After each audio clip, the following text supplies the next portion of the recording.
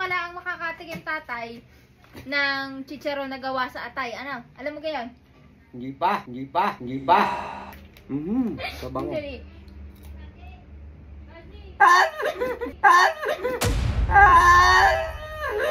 Putang ina ang alat.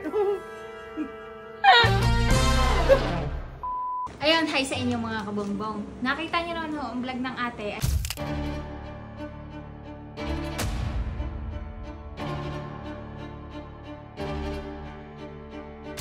Ngayon, ipaghihiganti ko si ating Datang dahil wala siya dito. Bumili ho ako din ng mga treats para din sa batang are. Eh di ngayon, sasabihin ko sa tatay. Ay, rin niya mag-i-endorse tayo ng mga chicharon padala sa akin. Hindi niya alam para sa aso are. Jerky daw ho are ay pork liver, chicken gizzard, yung balon-balunan. Ngayon, papakain natin are kay paring Dayo. Ayan, kita niyo naman ho, pagkain ho are ng aking asong are si Primo. Ngayon, bibigyan ho natin siya ng atay. Are ho, hi gentle. Good food!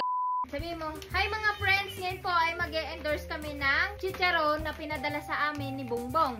Ayun mga friends, mag-i-endorse po kami ng pinadala sa amin ni Bong na chicharon. Masarap gayan? Masarap po ito. Oh, dali, titikman natin. Galing po sa Pans.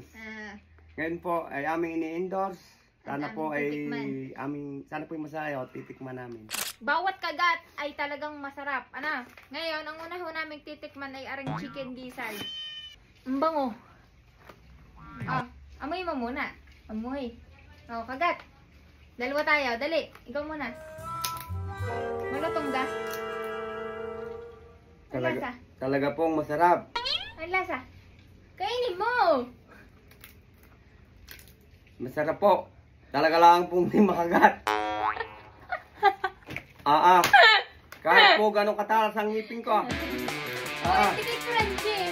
Pagkagan ang iyong mukha. Kailangan ang pag-endorse natin ay yung tunay na ikiganado at sarap na sarap. Bigay kinangibig. Bakit ka po karne? Rin aming ini-endorse na rin.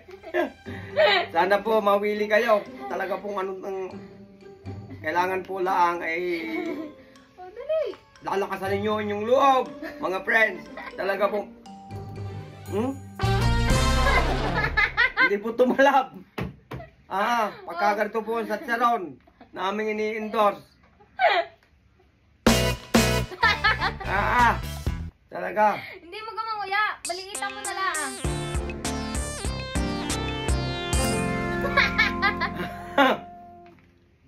Ano ko kaya? Sangad po ito galing, ito ata po galing sa ibang planeta. Sa chicharong ito, bakit po hindi talba ng ngipin?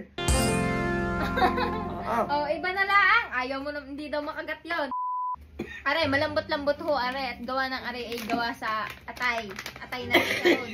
Ngayon ka lang makakatikim tatay ng chicharon na gawa sa atay. Ano? Alam mo gayon? Hindi pa. Oh, dali. Are. Hindi ka parang chocolate. Malaki-laki, mahaba-haba. Tatay, sabi mo. Ang bango, amoy atay. Ay mga friends, Amoy chocolate. ari po daw ay atay. Amoy atay nga po. Sana po Dali. mawili kayong bumili na rin. Sabango. Dali.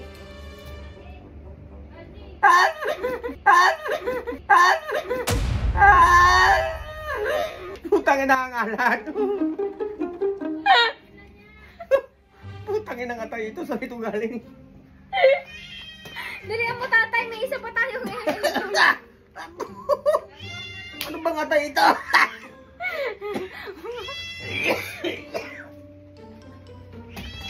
Bakit hindi sinasama ng lasa nila?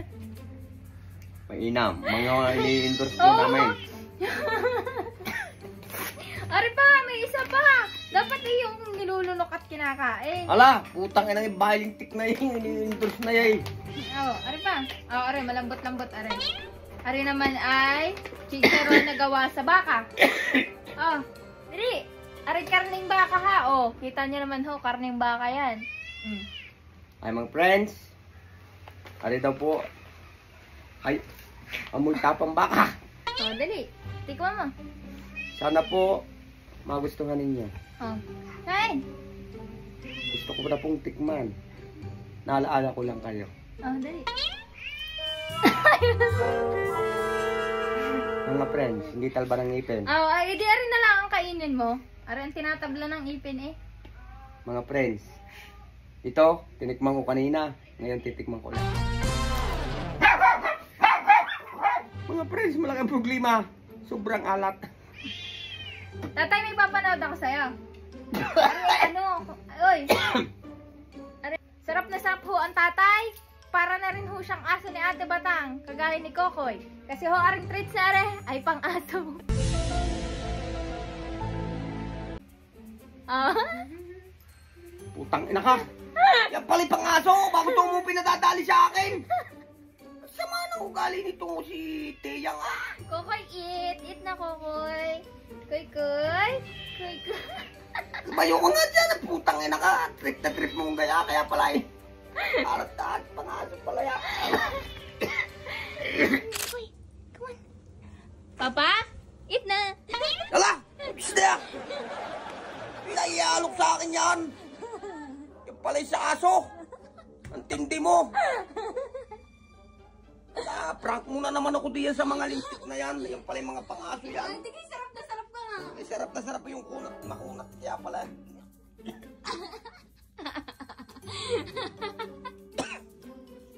Tanginang niya. Sabi indoors. Yung pala ganyan ang gagawin mo sa akin. Uy, tigay, masarap. Picture ka pa dyan sa bahay ni Ate Batang ha. Pag-titripang kita ngayon, magbablog kita ngayon, ipaprank kita ngayon, babawi ka. Huli sa CCTV, si Paring Dayaw tamang silpe.